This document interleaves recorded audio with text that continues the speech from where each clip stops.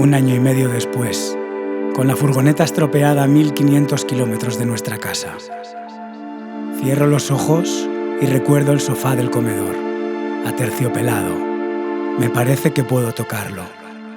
La vieja lámpara de madera ilumina tu reflejo en la televisión apagada. Me parece que puedo verlo. Son los mismos muebles de mi infancia, allí donde me hablaste de Marcel Marceau, el genio de la mímica. Feliz y triste, triste y feliz. Allí me enseñaste a colorear cada fotograma.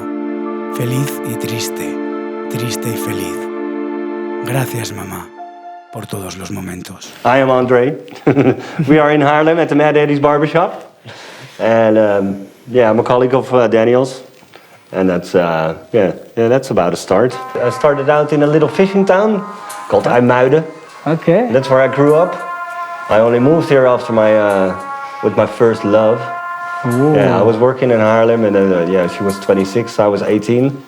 Okay. So it's an old bike on which you can learn stuff, you know. Yeah. And then when I was here, I never left again. It's a very nice city to live in. It's got all the good things of a city, but it's more like a village. Everybody knows each other. Dad was really sick. He worked in the harbors, and I used to do my first jobs in the harbor as well. IJmuiden is built around the harbor. There's a lot of criminality, you know, a lot of drugs trafficking, and it's a tight community, but hard workers. And so I did a lot of jobs, and then the guys that own boats and do the fishing at sea, they would say, Andre, we're coming back in after 3 weeks of fishing. Will you empty the boat and put it in freezing storage? I said, yeah, man, I'm coming. I said, oh, I will pay you 500 for a night. So I went working on the docks, and then I was just riding my forklifts on the boat, you know, and get it into storage. And then some scuba diver just came and picked up 3 bags of drugs, and I would say, hey, man, how you doing? I'm good. How are you? Yeah, I'm good. And then the van disappeared, and then that was it. And that was normal practice. Yeah. So it was a good village to grow up. All my friends, you know, they worked in supermarkets, stocking shelves. Yeah, I was working in a freezing house, you know, at minus 25. At 16, I was just all day in minus 25, just cutting ice and just hauling bags of fish. Yeah, it makes for tough people, you know. Very good place to grow up. And you have the beach on one side, so echt really long beaches, you know. You can just walk from the dunes to the beach, and you'll be walking for an hour. If you want to go to the sea, just a half an hour, just sand. And the other side, you got the forest. So you're boxed in all kinds of great natural beauty. And in the middle there's IJmuiden. That's hardcore raw concrete and shitty people and raw fishermen. Yeah, it's kind of a nice contrast, you know. Yes. Yeah, next to a steel factory. You know, in the middle of the night when you just, we used to roll joints and go laying on the pier, just always see, and then you just a sea of lights from the metal factory you got over there. I never pay for fish because everybody knows me because my father used to work at the docks. And I worked there, so when I get there, you get all the old 80-year-old fishermen just sitting there with their wooden shoes. Hey, little Hendrix, how are you? You pick up some cod when you come over. You know, I got some big prawns for you. You just take them. So it's a good way. I took my daughter there last week. Wow. Yeah, just to show her where I grew up and how I grew up. Yeah. So now when she gets older, she can go there as well, and they'll be like, hey, man, there's a little Hendrix. Dad was really sick, but because of working on the boats, you know, because he was working on engines of boats. That was his job. He fixed engines. So he was always in the cargo hold fixing, but they didn't have safety things when he was young, you know. So asbest and that kind of stuff, shitty stuff for your lungs, that was in the boats. But you didn't have ARBO regulations and it needs to be healthy, you know. There's work, you do the work. You know, and that's so he had a lung problem. So it's called an emphysema, I think. That means your lungs are really stretched out. So before your body can get air, you need to fill a compartment. Our lungs are like this, and it just pumps, you know, and that's how the air comes in your blood. His lungs were this big already, stretched out due to chemicals and crazy shit. He was really sick, and he died when I was almost 18. And I was a huge sportsman. I got a Dan, that's the grade next to black belt in judo. I got one more, I've been a European championship, and I did some gymnastics, like the trampolines, the big ones. I have 10 European titles in trampolining. So I was a sports guy, high level. Wow. And once my dad died and I was already smoking weed, then I just went all out crazy. Yeah, and I have an older brother, but he wasn't really capable of doing stuff, you know? Mm-hmm. So I need to take care of my mother, take care of the house, take care of everything. And once I took care of that, well, nobody took care of me. You know, I was the one that took care. Okay. I first went to Amsterdam for a bit, but I lived there in the red light district. All my neighbors were hookers and crack addicts. So once I got out the door, then the hookers would say, "Hey, can you bring some tampons for me?" And the crackheads were like sleeping on my doorstep. So I need to push them aside before I could get out. And I didn't like Amsterdam that much. I used to be in Amsterdam a lot for dancing and crazy stuff when the house music from 89 till 96. But I don't like Amsterdam by day. Amsterdam by night is good, but In the old days it had a lot of good things. We had the marijuana and but other countries just passed us. Yeah. We're kind of a little bit shitty and a lot of rules now. I went into the nightlife, seen the whole shitty start of house music, stayed in there for 7 years, used a lot of drugs. Yeah. I was there 4 days a week, from Thursday to Matzo, Fridays Paradiso, Saturdays a party, and Sundays we do the IT. It was a really good, it was a gay place, but they had the best DJs. And then Monday I started work again. It was a little bit of self-destruct sequence, and it took me a while to get out of there again. But that was the middle part. Yeah.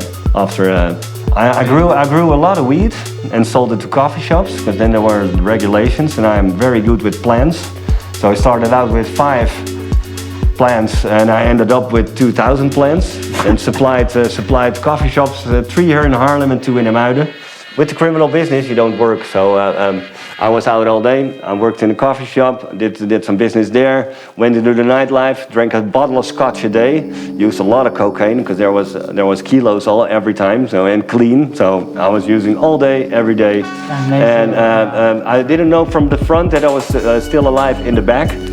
And then I cut myself free from the criminal shit, and then I was like, well, what am I gonna do? I'm gonna get clean first. And then I went to visit Thailand for a month with friends, and I was there for a month, and everybody had to go back, and I was like, I'm not going back. I was just getting the drugs out of my system and getting plans. So everybody went back, and I called my boss, and he ran a lot of coffee shops. So I'm staying here, I have to get clean. He said, well, I'm sending over another 5,000, you stay there. And he sent me money, and I started working there for a Dutch restaurant. So I had one room with a bed and a klamboe, a mosquito net. And in the morning I just put over my window and I jumped into the sea. That's how I stood up.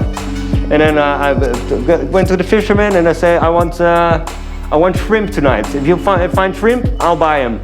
And then I went to work, and then I went some surfing and some diving. Lived like a king for almost next to nothing. If you know just people, and you can just grow your own food and buy stuff from local people. But Thailand helped me, That was I got clean there. Yeah. Shit got out of my system, and I didn't want it or need it. Oh. And after that, I cried a lot, because drugs just stops emotions, Yes. And it was just, I couldn't do anything. I could just walk and see some people do an act of kindness, and I'll be crying for an hour. And it needed to get out of my system. And after a year, I went back. I came back here, and it was December, and I didn't have any winter clothes anymore, so I came here on the plane, and it was here -6. And I was on my slippers and my shorts, so that was fucked up. So I had to buy a coat, and they said €100. I said, it's a fucking coat. No, it's just minimum €100.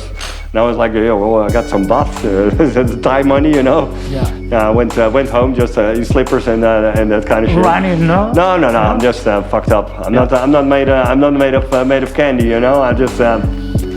I'll bust through anything. And after that I grew a little bit in the criminal scene, make a lot of money and shit. One time I've been picked up at the border, and with 120 kilos of marijuana in my car, because I was visiting a new buyer, and there were all people at the border, no uniforms but AKs, and so I didn't know. They could be robbers, they could be government, they could be everything. And that was at the Ukraine. where now the war is.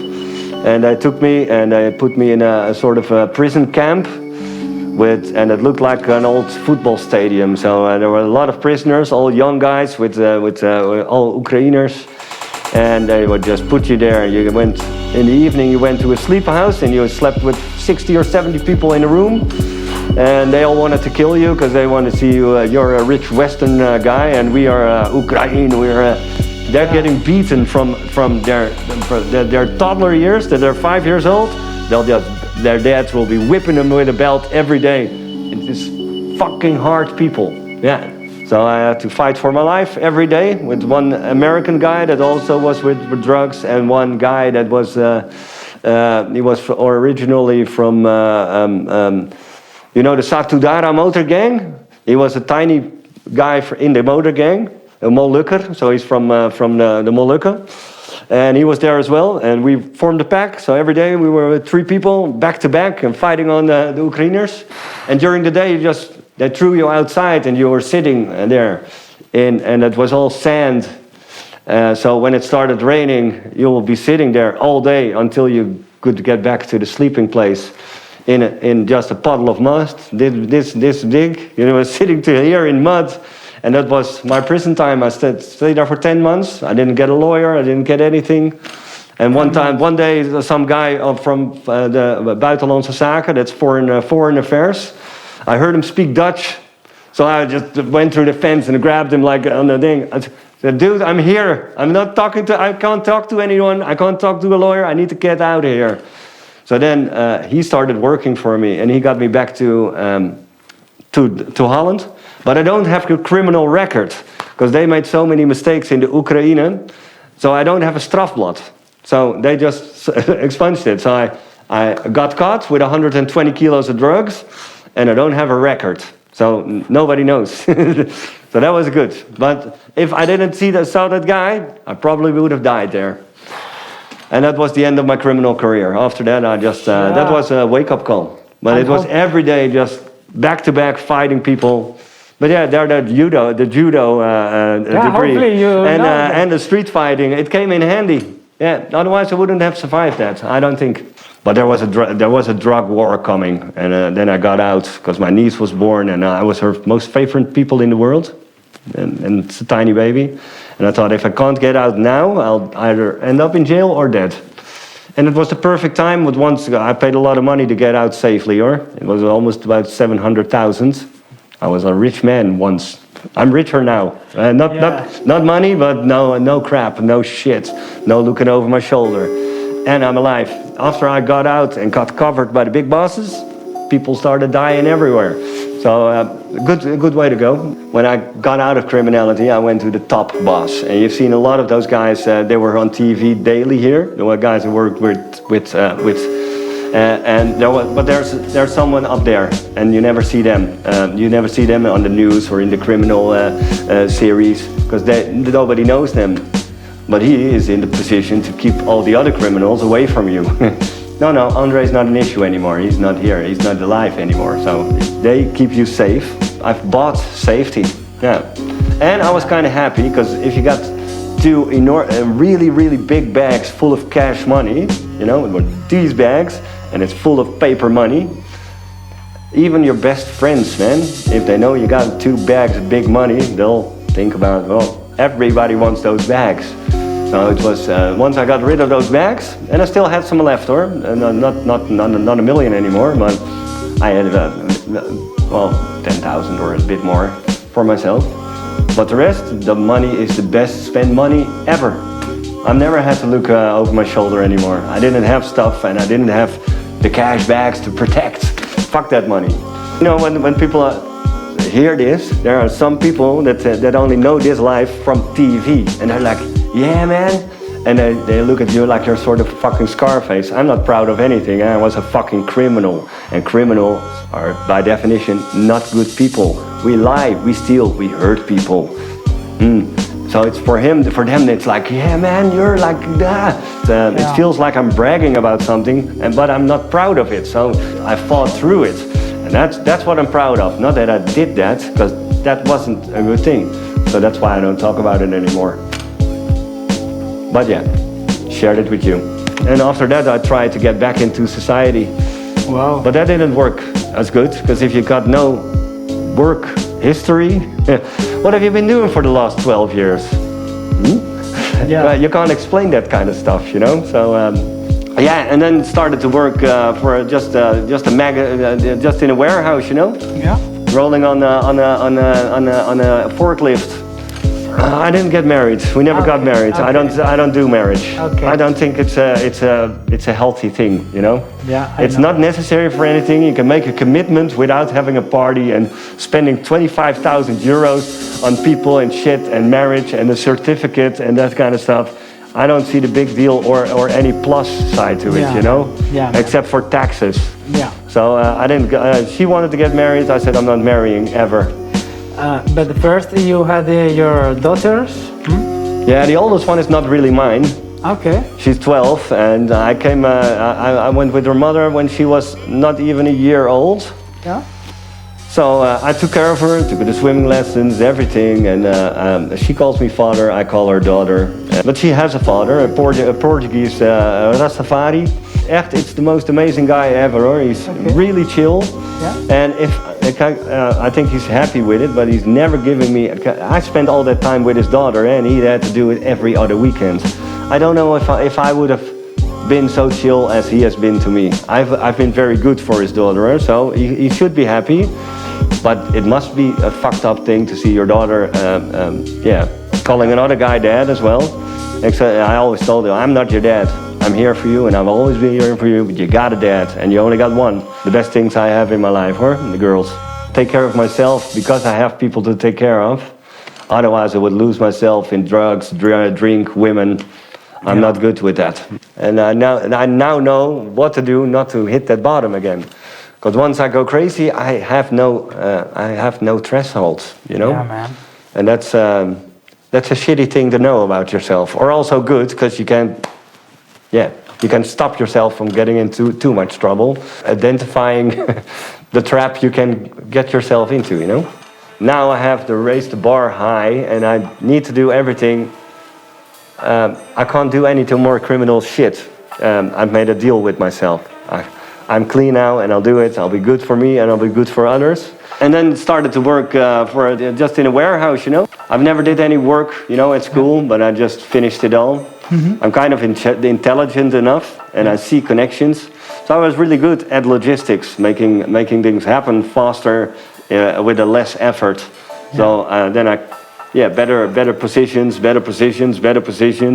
sitting at a computer all day. And for people like me, that's not a good thing. I got a little bit fatter, I felt unhealthy. Good. Until the divorce or the separation. So then by then I did all those steps in the corporate ladder. I was doing buying for companies, and then my work wasn't working anymore. It was just sitting and making calls, and that wasn't for me. And I got a reorganization at the company, and then I started to think about what I'm gonna do. Got divorced, and then I became a barber. And then I met you, and now we're here. And I'm doing good, I'm healthy, I'm having a great family, doing only work that I love, and I only keep people around that I like, or have good qualities I like. I used to fight criminals and that kind of stuff. Now I'm just fighting government and their fucking rules. That's it. Because they tell me this, and I'm saying, well, I'm not doing that. Yeah, act normal, man. You have come with a sensible thing, and then I'll pay. But that's it. And they try to tell me when I have to do stuff and that kind of stuff. I make my decisions, not you. Yeah. So, and I get myself in trouble a lot of times, because if I just do what they say, I'll be fine. But I'll decide when I'll do stuff and how I will do stuff. You haven't helped me before, so I'm not. If you helped me before, I'm agree to think about what you're saying. But you've never helped me with anything, so I help me. So then they'll give me a fine again, and I'll say, okay, I don't care, you know, I'll take care of it later. Yeah. I make the decisions and I accept the consequences, and it's not always in my best interest, but I'll take care of that as well. Yeah. But things will happen my way. Yeah, that's my, that's the history I have, man, and that's, I'll do it my way, and otherwise I won't do it. Yeah. Yeah. And I've seen the bottom of the bottom. I know where happiness is, and it has nothing to do with money or stuff. It's the people, you know, the people, the love, the support, the connections you make. That's where happiness and the good life is. It has nothing to do with stuff or money. Yeah, that's the thing that's worth things, and not a good car or a fuck. It's all things. It's all fucked. If you get really bad and people are there and they say, man, come on, man, up, and they're with you there, you know, and those things, priceless. Yeah. Yeah. Perfect. I haven't talked about this shit in a long time, man. Yeah. Wow, thank you. Not many people know this. Yeah, a few select people. Okay. Yeah. Yeah. Thank you, man. Yeah, it's good. Yeah. It's also good to share.